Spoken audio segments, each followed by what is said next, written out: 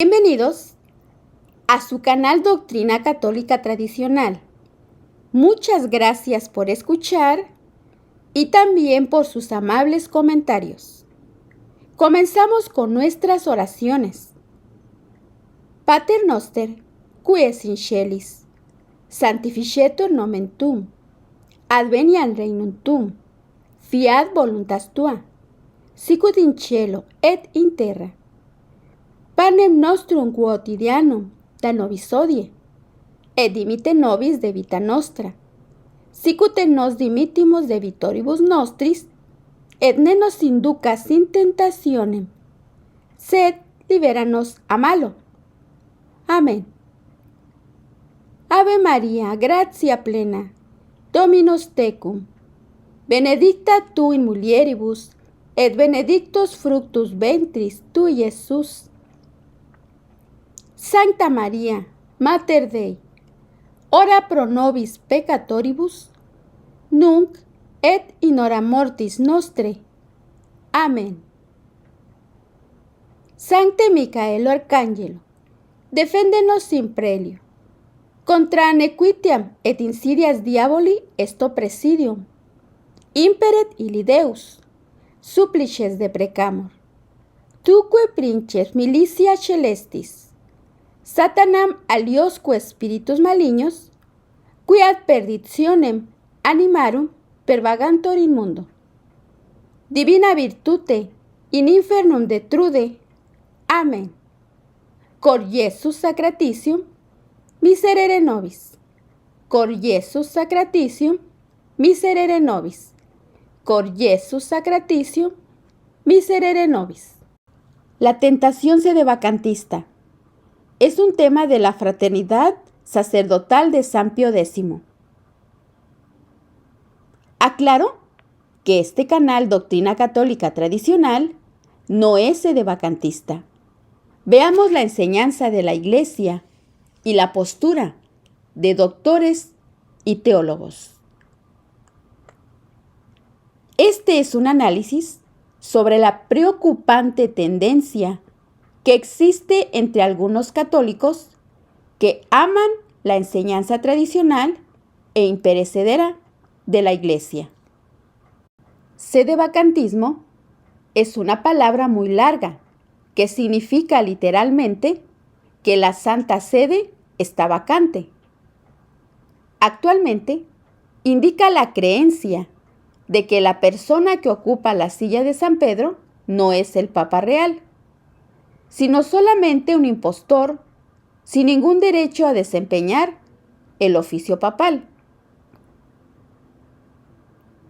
La razón aducida por los sedevacantistas es que la crisis de la Iglesia está respaldada por el obispo de Roma.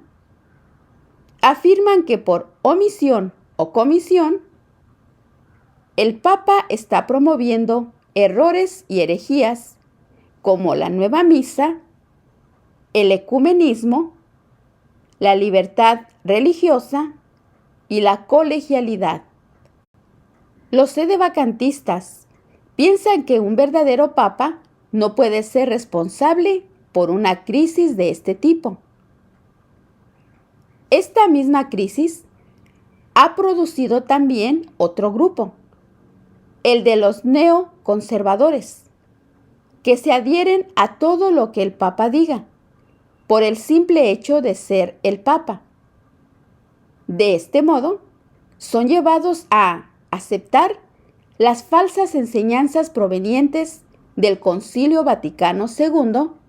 Es muy interesante el hecho de que ambos grupos, tanto los neoconservadores como los sedevacantistas, emplean el mismo principio.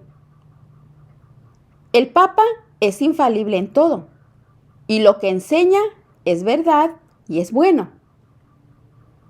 La diferencia radica en cómo se aplica este principio.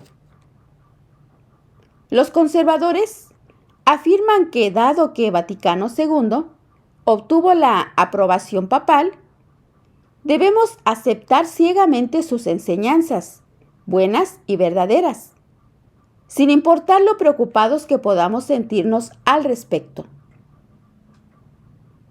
Los sedevacantistas sostienen que como Vaticano II promueve herejías, su autoridad no puede provenir del verdadero Papa.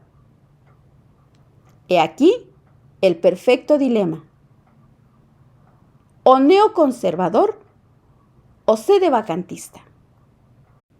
La solución del dilema radica en el principio mismo. La infalibilidad no es un pase universal para absolutamente todo lo que salga de la boca del Papa o todo lo que diga Roma. Está limitada a declaraciones específicas que deben cumplir con ciertas condiciones determinadas para tener su protección. Esta protección no aplica ni a los documentos del Concilio Vaticano II ni a la legislación en torno a la nueva misa. Monseñor Lefebvre, en su conocimiento de la política romana y sabiduría sobrenatural, conocía los principios, asuntos que tuvieron lugar durante el Concilio Vaticano II. Presidió el Quietus, que fue el grupo formado por los obispos en oposición a los modernistas provenientes de los países del Rin. A diferencia de los sedevacantistas, el santo obispo no se escandalizó por la tergiversación tan terrible que sufrieron la fe y la misa bajo el nombre de ecumenismo. Luchó como un león contra la Roma modernista y, sin embargo, reconocía la autoridad del pontífice romano.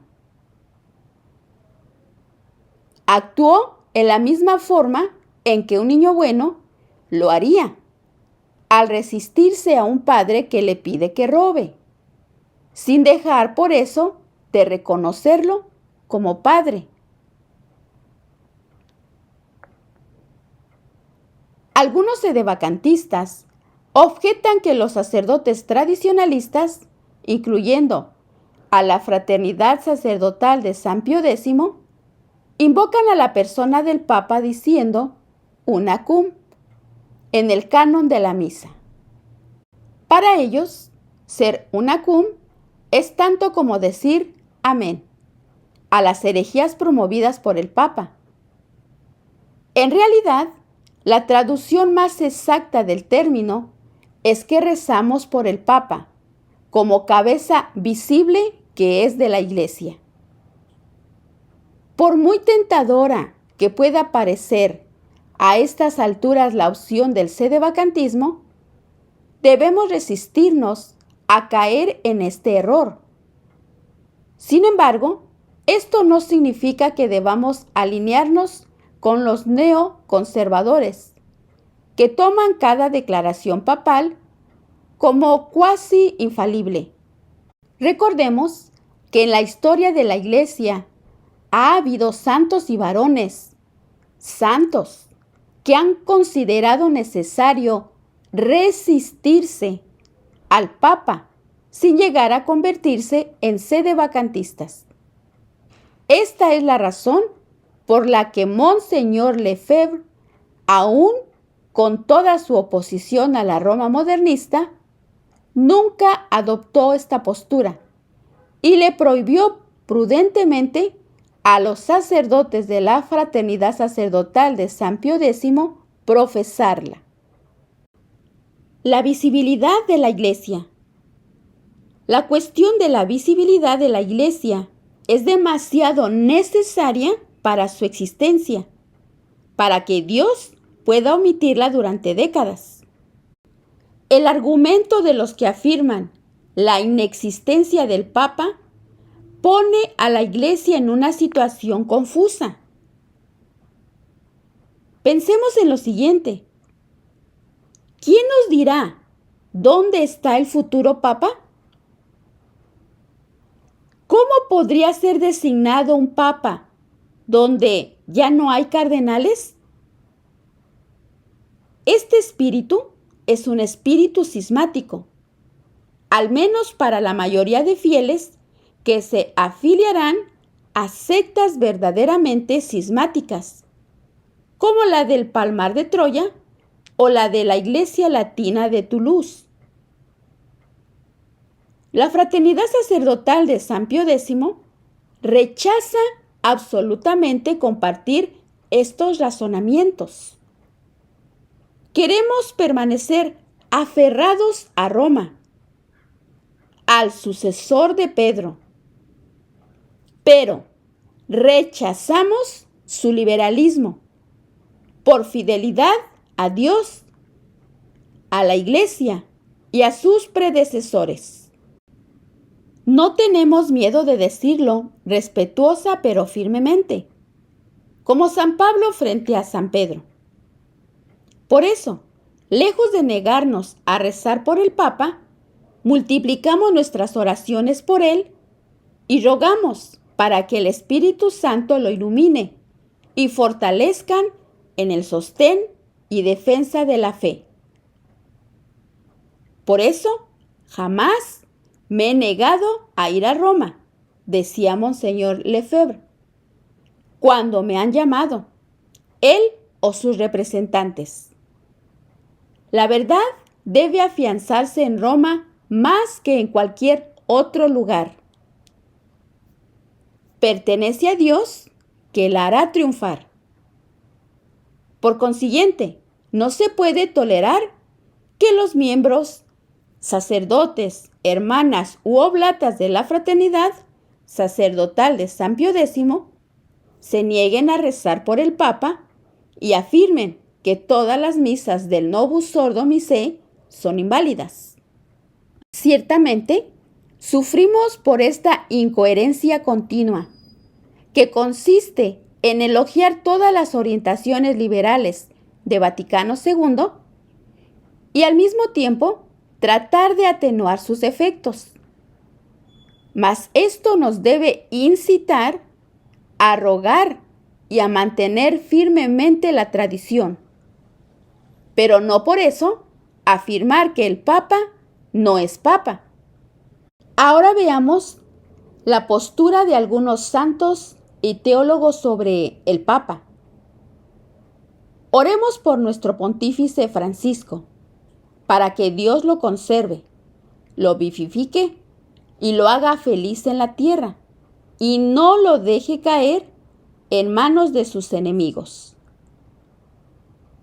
Nunca enseñó la Iglesia, estimado oyente, que el sumo pontífice fuera omnisapiente o impecable, y solo es infalible cuando se dan las circunstancias aclaradas por el Concilio Vaticano I.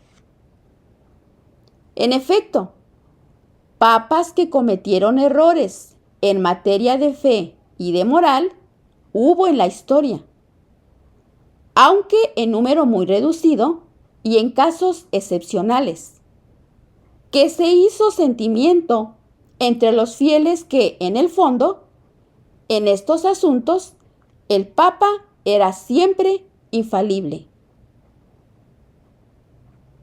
Pero la opinión de doctores de la Iglesia, de santos y de teólogos universalmente acreditados durante siglos, autoriza y recomienda la resistencia al Papa en algunos casos. Creemos que el espíritu de obediencia nos obliga a recurrir a ellos cuando se tratan estos temas tan espinosos y difíciles. Ejemplos de santos que resistieron al Papa. Pongamos atención en esta palabra, resistieron, mas no dijeron que no era Papa. Es muy diferente. San Bruno, obispo de Segni, se opuso al Papa Pascual II que había cedido ante el emperador Enrique V en la cuestión de las investiduras. Y escribió lo siguiente al Papa. Os estimo, le escribía, como a mi Padre y Señor. Debo amaros, pero debo amar más aún a aquel que os creó a vos y a mí. Yo no alabo el pacto firmado por el Papa, tan horrendo y violento, hecho con tanta traición y tan contrario a toda piedad y religión. En el sínodo provincial de 1112, con la asistencia y aprobación de San Hugo de Grenoble y San Godofredo de Amiens, se envió al mismo Papa Pascual II una carta en que se leía lo siguiente. Si, como absolutamente no lo creemos, escogieras otra vía y os negaráis a confirmar las decisiones de vuestra paternidad, válganos Dios, pues así nos estaréis apartando de vuestra obediencia. San Norberto de Magdeburgo, fundador de los monjes canónigos premonstratenses, ante el peligro que el Papa Inocencio II cediera ante el emperador Lotario III, en el tema de las investiduras, le decía lo siguiente: Padre, ¿qué vas a hacer? ¿A quién entregas las ovejas que Dios te ha confiado, con riesgo de verlas devorar? Vos habéis recibido una iglesia libre.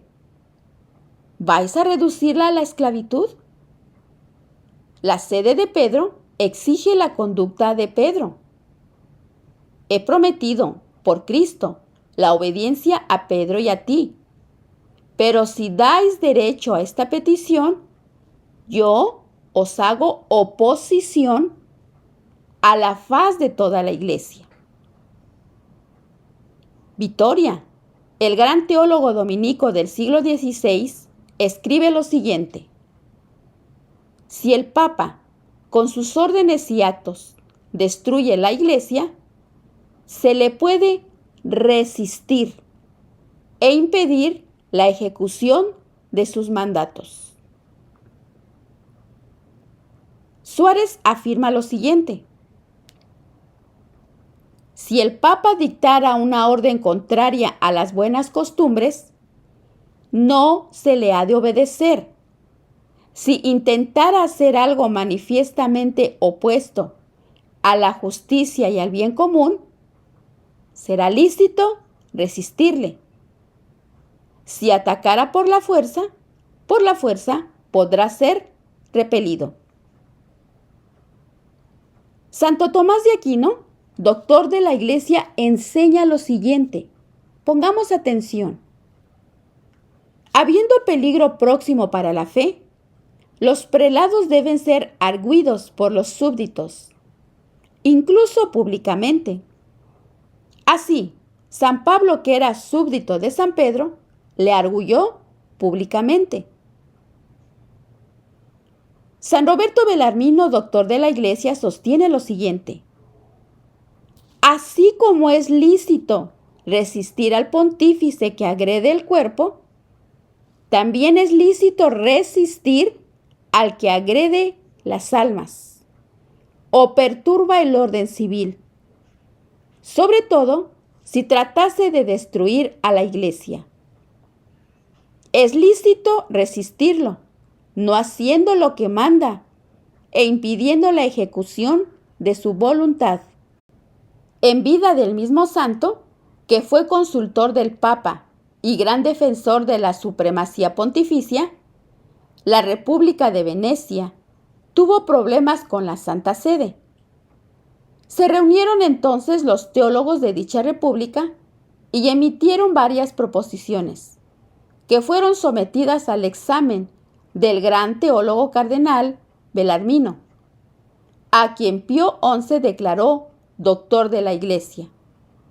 He aquí la respuesta del santo. Pongamos nuevamente atención. A la proposición 10, la obediencia al Papa no es absoluta. No se extiende a los actos en que sería pecado obedecerle. Repuso.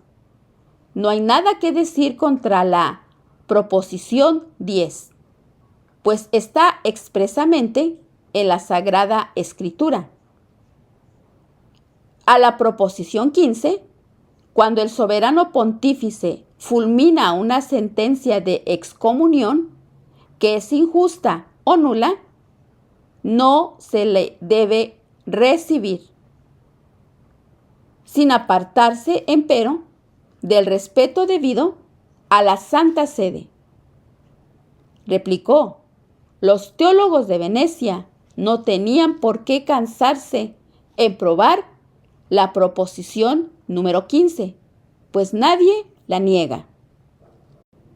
Y la enseñanza del Concilio Vaticano I es la siguiente, pues no fue prometido a los sucesores de Pedro el Espíritu Santo para que por revelación suya manifestaran una nueva doctrina, sino para que, con su asistencia, santamente custodiaran y fielmente expusieran la revelación transmitida por los apóstoles.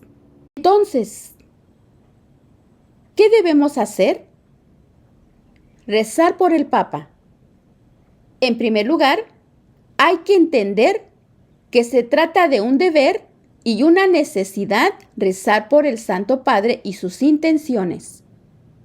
Como dice San Clemente María Hofbauer, un cristiano que no ora por el Papa es como un niño que no ora por su padre. Cabe destacar que no hablamos principalmente de intenciones subjetivas y personales del Papa. Las 6 intenciones objetivas del Santo Padre, tradicionalmente entendidas, que siempre la Iglesia nos pide orar por las intenciones del Papa, son las siguientes. Escuche con atención. La exaltación de la Iglesia, la propagación de la fe, la extirpación de la herejía, la conversión de los pecadores, la concordia entre los príncipes cristianos y el mayor bienestar del pueblo cristiano. Se supone que estas deben ser las intenciones del Papa. Ahora, con el modernismo, cada mes son diferentes intenciones y no precisamente lo que Dios manda a través de la tradición. Pero repito, no por eso somos sedevacantistas, por lo ya mencionado. Estimado oyente, no corresponde a nosotros juzgar la culpabilidad del Papa en la destrucción de la Iglesia.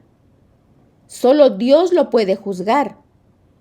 Tampoco nos toca juzgarlo jurídicamente o declarar nulos todos sus actos, dado que el Papa no tiene ningún poder superior en la tierra que lo pueda hacer. Por lo tanto, tenemos que hacer un juicio de sus palabras y acciones, en la medida en que afecten a nuestra salvación eterna, como nuestro Salvador dijo en San Mateo capítulo 7, 15. Guardaos de los falsos profetas que vienen a vosotros con la ropa de ovejas, pero por dentro son lobos rapaces. Por sus frutos los conocerás. Tampoco hemos de cooperar ciegamente en la destrucción en la Iglesia, al tolerar la implementación de una nueva religión o por no hacer lo que podamos para defender la fe católica. Monseñor Lefebvre fue sin duda nuestro modelo en este caso. Y cito parte de su declaración. Ninguna autoridad, ni siquiera la más alta en la jerarquía, puede obligarnos a abandonar o a disminuir nuestra fe católica, tan claramente expresada y profesada por el magisterio de la Iglesia durante 19 siglos.